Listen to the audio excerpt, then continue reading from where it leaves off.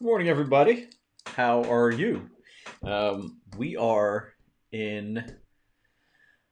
We're in for it. So we have officially now at least another 30 days of stay-at-home, self-isolation, whatever we're going into now, right?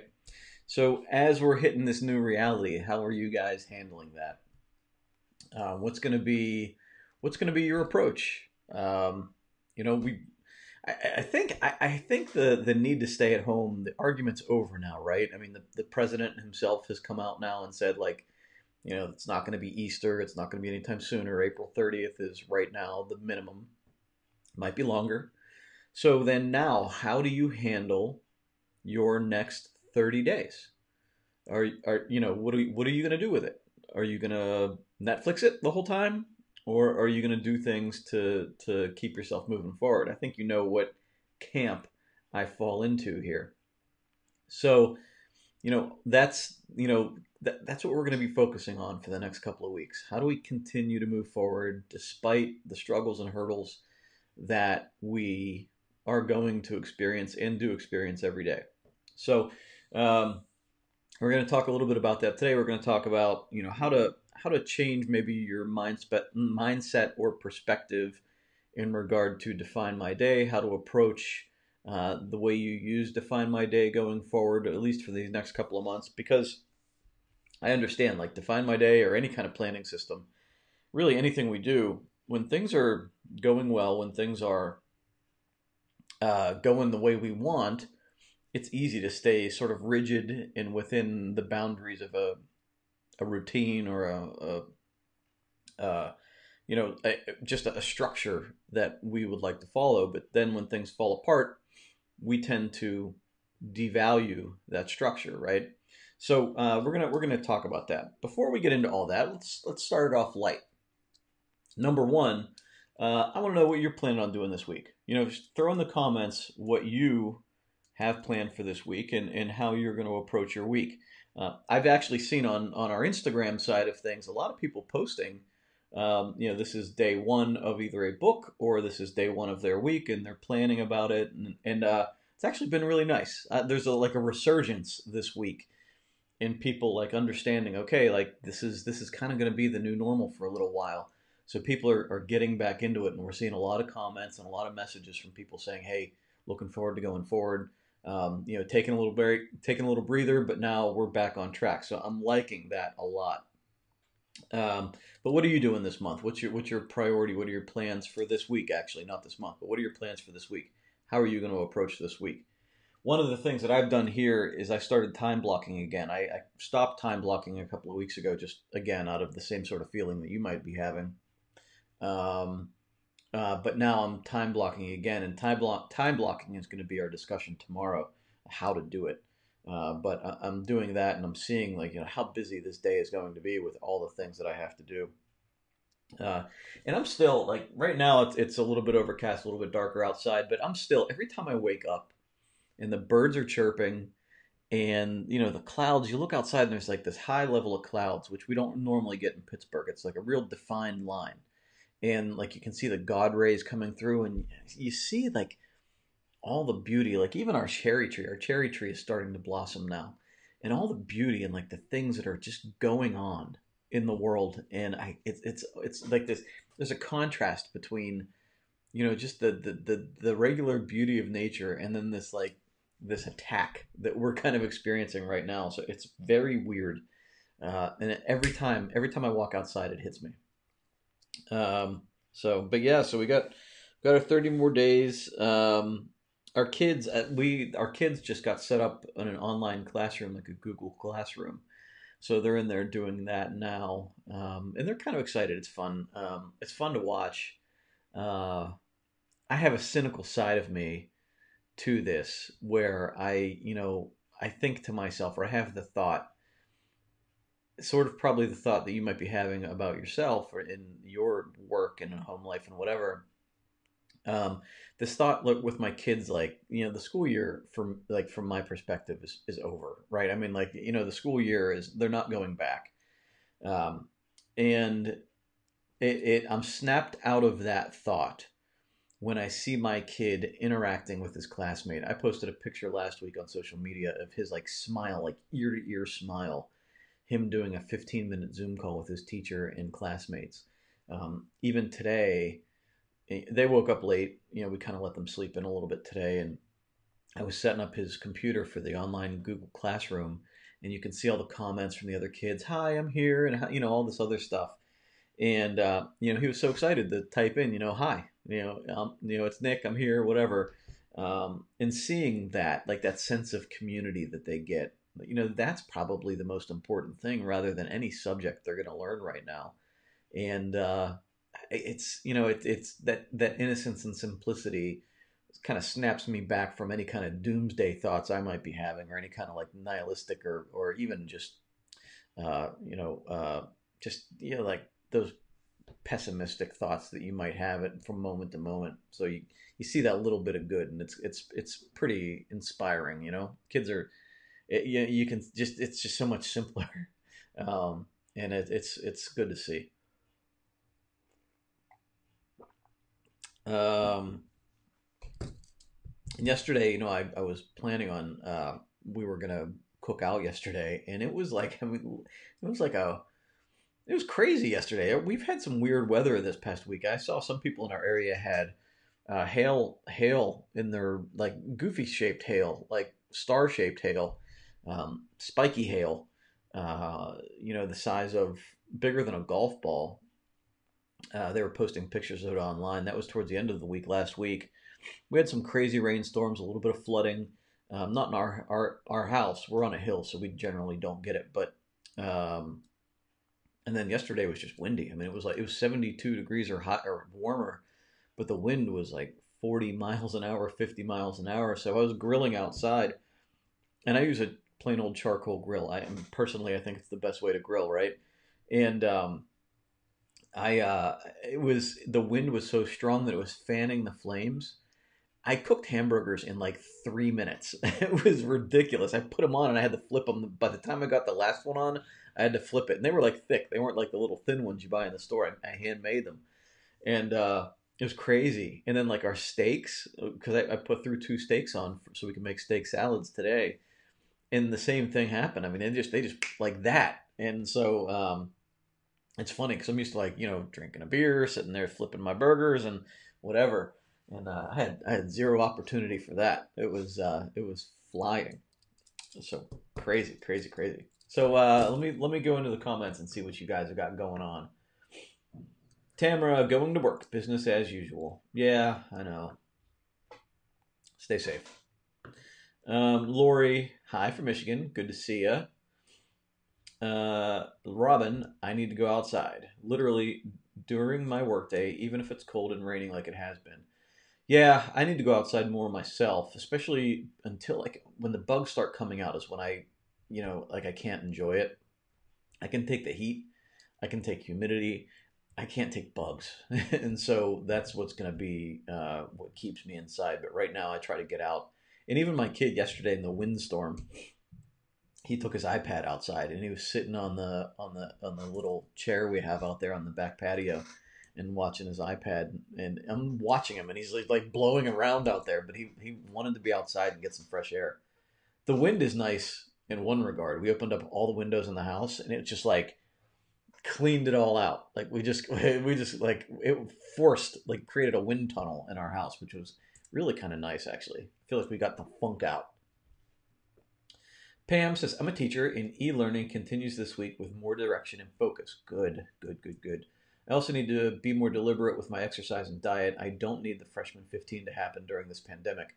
I hear you. It's funny, my wife posted a thing on her Facebook page. It's like this little girl, like chubby little girl in a bikini. Like she might be 2 or 3 years old on the beach. And it's something like, they don't mind me. I've been in quarantine for 3 months, and it's definitely like how I feel. We worked out downstairs the other day, and we have it. I put it on my schedule today, 11:30. I'm taking the boys downstairs, and we're going to work out again. So we're going to do that before lunch. So definitely getting on that. Diet and exercise. Last week we let it slip a little bit on the diet too. So this week we're going back into salads and vegetables and exercise. Got to keep on it. Good morning, Deborah. Positive Alexis, my last chemo treatment is today. Good for you. That is, let's get some applause on that one. That's awesome. Good for you. That's the one thing that's lost in all of this. Other things are still happening. Like other health issues are still happening.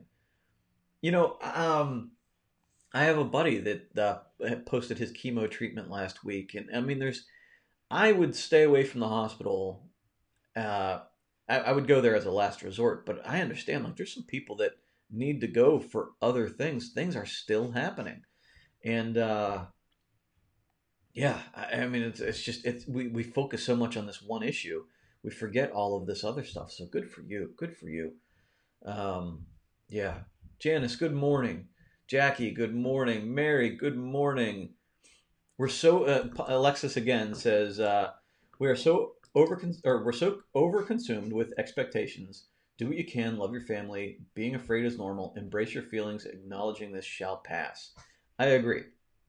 And this I got a little perspective on this part because there are a lot of people saying, I get time to enjoy time with my family. We get to minimalize. We get to minimize. Woo! English is a first language. We get to minimize. We get to, I threw myself off. uh, we get to, just kind of focus on like the little things in our lives, right? And pull away from all the other stuff. But there are people that are going to struggle with reality. People are going to struggle with bills. People are going to struggle with like stressors that they, like getting medication and getting medical assistance and help. People are going to struggle with being lonely. People are going to struggle with the virus. I listened to the podcast, the daily podcast from the New York Times. One of the editors or writers last week wrote a narrative, a story about her husband going through this. He has it at home, and she and her 16 or 17-year-old daughter are like teaming up to take care of it so they don't get infected. And it's a crazy story. The descriptions of what he's going through and what they're going through, it's crazy. And it like you really get a sense for what this is like, even for people that don't end up in the hospital. I haven't listened to the whole thing, so I don't know if he ends up in the hospital. But the one of the parts that I heard was, the daughter, wanted to go outside and like at least talk to strangers or whoever on the street. I'm assuming social distancing while doing it, but she overheard a conversation that people were having, like, "Oh, it's so good to spend time with the family and whatever." And she walked back in the house and she's like, "You know what? I don't really want to be around anybody else because her experience is different. Her experience isn't positive. Her experience is this torment and fear and paranoia that they're going to be infected too." And watching her dad suffer through chills and fever and aching and body aches and all this stuff. um, I mean, there's a lot of fear there. So we have like so many different things that are bouncing around in our minds: economy, getting sick, our own personal little mini economies. So there's a lot going on. It will pass. The unknown of and I think it's better now that the president has said, April 30th, like giving us that day, so we can at least set that expectation, right?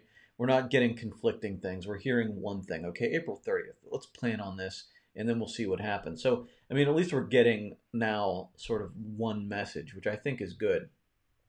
And we can prepare for that mentally and set that time frame. Good morning, Mary in Atlanta. Stacy, good morning from New Hampshire. This week I'm getting business back on track. Good for you. Doing a few video sessions with clients and setting up our online prayer meditation healing circle and getting our weekly classes going online.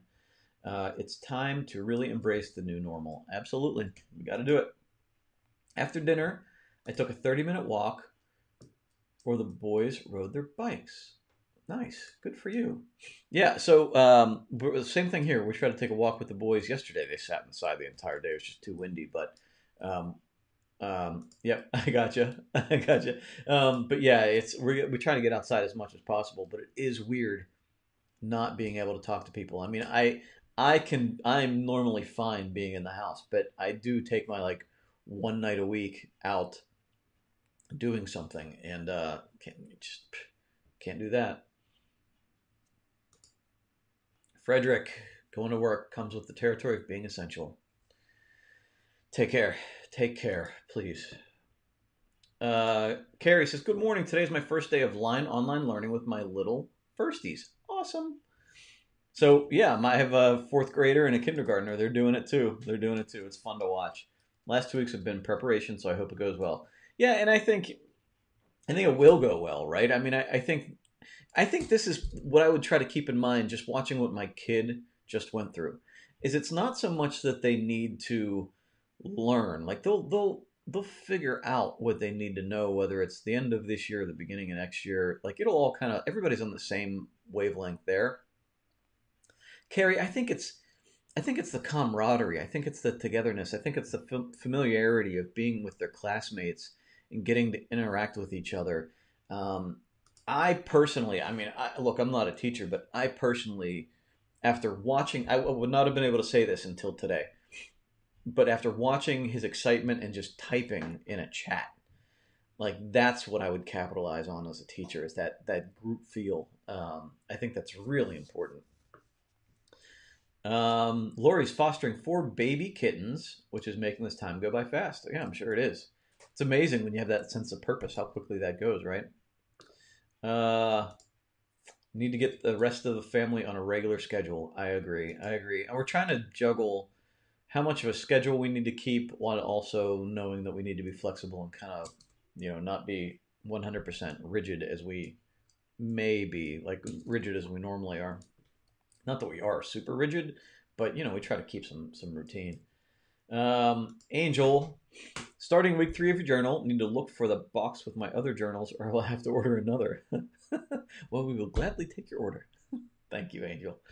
Um, Lori, that's your goal this week too. And last week, let things slip too much, so this week I have to catch up. I feel you. I feel you. We let some things flip too, and It's funny because you have different things where I feel like I worked really hard, and then other times where I think I let things slip. I let my journaling slip a little bit last week. My disciplines I did pretty good with. My daily, defining my day. It was the end of the day journaling that I let slip because I got really exhausted by the end of the day, and I don't know. I think it was the stress or the anxiety. Like maybe that kind of wore me out. So that at the end of the day, I was just sort of done, and I passed out pretty quick. So that's actually one of my milestones this week is to make sure I do my journaling. Um, yeah, that's pretty awesome, right? Yep, absolutely. Congratulations, Alexis. All right, Sue, good morning. Keeping up my running 12-week program, a couch to running program. Good for you. Even in this lousy weather when the gym is closed. Define my day really helps me keep control in this crazy world we're living in. That's perfect. Can't say it better myself. Perfect. Yep, virtual hugs to Alexis. Awesome. That is awesome, Alexis. Carrie, thank you, Nick. I agree with that. These kids need each other at this time and a sense of consistency with me as their teacher too. Can't agree more, especially after the little things I've been witnessing. We are there for each other, even though we are in our own homes. Absolutely. Debbie says the expectation of an end date is, in my opinion, a false sense of security where this virus is concerned. Being compassionate about the fear being felt by our little ones is absolutely critical. My goal is to be a positive stabilizer for those around me. I think you're right. So it is a false sense of security, but I think it's a sense of security that a lot of people need. The end date is going to be determined by the virus. That's been said, right?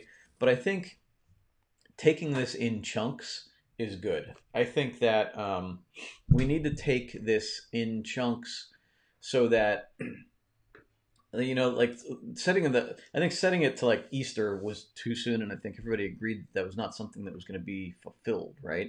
So at least by kicking it out and making people expect 30 more days of this, or a little bit more actually, but 30 more days of this lets people know like we're going to be in this. And then as we move forward, some people are going to have to deal with the disappointment in it being rolled forward to May 15th or May 30th.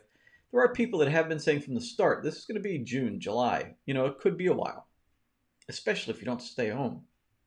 So, but I think it's a matter of understanding. I think a lot of people are going to have to understand and get patient with the understanding that this is a new reality for a lot of people, and we're just gonna have to deal, right? I think a lot of people are just gonna have to learn to deal with things, which is hard, and it sounds almost callous, but I think like there's a lot of people that have a lot of entitled thoughts, and right now here's reality, and the reality is we're gonna have to suck it up and press on, and that's kind of the way I feel about it. I mean, there's nothing I can do to change it. I can only put myself in the best position to handle it. So, got to keep going. What else are we going to do?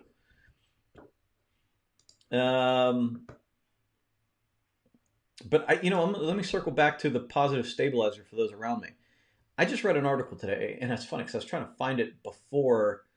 I see you got a Mason in your photo also, so good brother there.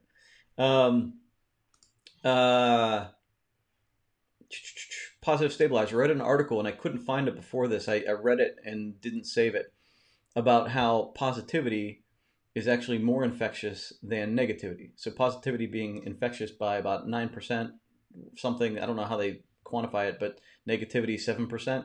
So, if you try to spread positivity, it moves around faster and it uplifts more than negativity can pull down.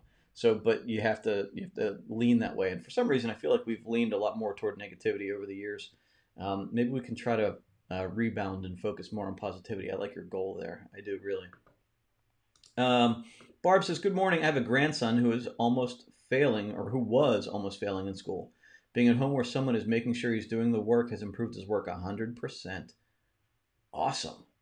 At school, he would sit at his desk and read a book rather than listen in class." Yeah, that's good. It's a lot of times, it's boredom, there's distraction, there's a lot of things. A lot of times it's just habits. I had bad habits in high school, and I skated by. I did the bare minimum to get a decent GPA. But eventually that caught up with me. Unfortunately, it was in my 20s and 30s, but yeah, good for you. I'm glad it's helping. See, different situations. You never know. It could be positives for other people. Robin says, also maintaining a sense of humor, still laughing about your hot dogs. I can't even say that one here, but yeah. My kid had a hot dog yesterday, and we went cheapo on the hot dogs. We just bought the old school hot dogs and told him what they were made of, and he was like, "Huh." Same with your daughter. Yep. So that brings me to the meme that I laughed out loud. I almost spit out my coffee today when I read this meme. So it's ladies, time to start dating older dudes. They can get you in the grocery store early. I mean, it's the stupid crap. It's the stupid crap that makes me laugh. Hey, somebody posted that on my timeline, and I just literally almost spit my coffee out.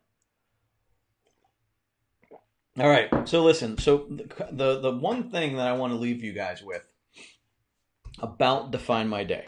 This is a Define My Day specific topic here. So this book is not meant to be a cage. It's not meant to be a rigid structure. It's not meant to be a box, right? So this is meant as a tool to help you figure out things for yourself. So if you feel pressure, if you feel that this is oppressive, if you feel that this is rigid, if you feel that this is something that is making you feel anxiety or stress, put simply, you're looking at it wrong, and you're using it wrong. This is meant to just organize everything that's up here and put it down on here. When you write it down, it helps you better understand what's going on up here, right? So we put it in order, and then the purpose of the journaling at the end of the day is to analyze what we put down, match it up with our actions, and how we feel about how everything went. And then as we write down the journal at the end of the day, taking it from here and putting it down on paper forces you to be a little bit more mindful of what you're thinking, right? It makes you self analyze as you're writing it down. You write down the things that are worth writing down. It just causes this process to happen, right? And I can't explain it like I'm not smart enough to explain it, but it causes this process to happen where you sort of filter out the BS and the important thoughts and you put it on paper, and then once it's on paper it's more real. And so it's just kind of like you're just kind of like sifting, you're like panning for gold up here and you're sifting it out. And like whatever's left over, all the crap that falls away, whatever's left over, those nuggets of worthwhile thoughts. And so that goes into your journal at the end of the day. And then the next day, as you're sort of looking at the journal and you're looking at what you wrote, you're looking at how you felt, and then you're writing down your new priorities for the next day or for this morning, whatever day you're doing your priorities. And you're saying, okay, this is important. Well, yesterday I said this was important, but it doesn't feel important. So maybe it's really not important, and I shouldn't even have to worry about that. Like you're having this kind of conversation as you're writing these things down. It's not to be like, I got to get this done. I got to get this done. I got to get this done. I got to get, like, you don't want to be there. Don't be there, right? You want to be like, okay, this is important to me. It's important to me to sit and watch a movie with my kids, right? So that's going to be a priority. No matter what else I have to do today, my priority is to sit down and watch a movie with my kids tonight, right? And that's not mine tonight, but that has been one in the recent days. Um, for me, my priority today is my finances. I got to make sure everything's in order for the first of the month. We got to pay bills. We got to do all the stuff we got to do. I got to make sure my finances are in order. I'm going to feel really anxious if I don't have all that stuff down on paper and projected out for the next couple of weeks, right? So I need to get that done. So that if I don't get that done, it's going to weigh on me day after day and build, and it's going to cause me a lot of stress. I got to get that done. There's things I got to do for work, and then there's a list of things on the right side, like all these little like to-do things that I got to do. Yeah, they're kind of important. I kind of got to get them done. If I get around to them, I get around to them. If not, whatever. Maybe they'll be a priority tomorrow. I don't know. But you just all you're doing is trying to direct your thoughts in the way that is best for you. You're not trying to overdo it. You're not trying to overwork yourself, overwhelm yourself. You're not trying to cause more anxiety. If you're causing more anxiety, we need to adjust how you're approaching it. And that's it. So don't make this any more than it needs to be. Let me go into the comments again here. Janice says, my 10-year-old teacher called to check in. She's a positive reinforcement for him to do the school stuff I give him to do. Awesome. Very cool. It's amazing the role that a teacher takes in a kid's life, especially now, like with all of this uncertainty, like that right now, that teacher is just that stabilizing force. Even when the parents are, and there's some kids that don't have parents that are. So, it's amazing. It's amazing. And I think, you come out of this and people are going to understand the value of teachers, of the grocery store clerk. Like there are people that the garbage men, like everybody like people look down on certain people. It happens. I understand that a lot of people feel like people need to feel better than, right? And so you look down on, Amazon delivery people, or you might look down on the garbage man. You might look down on the person bagging your groceries. But like right now, we need those people, right? And so you start to realize, wow, like if this person didn't come to their job, their $15 an hour job, $15 an hour job, or now they're like Amazon's talking about paying 17, like these people come to their jobs, risk getting sick themselves, and then, yeah, I mean, and they're still doing it, right? While everybody else is safe at home and enjoying life with their family, or hopefully, these people are coming and doing the work, and that is admirable. I think admirable is almost like understating it, right? So I think there's hopefully a societal perspective switch going on over this time.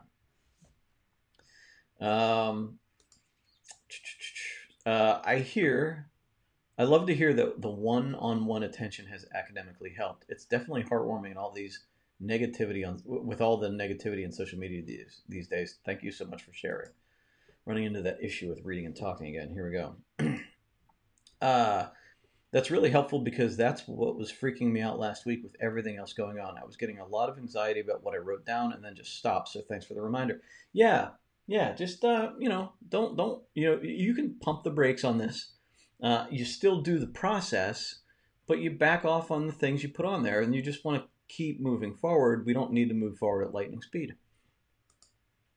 Have gratitude for everyone. Yeah. Yep.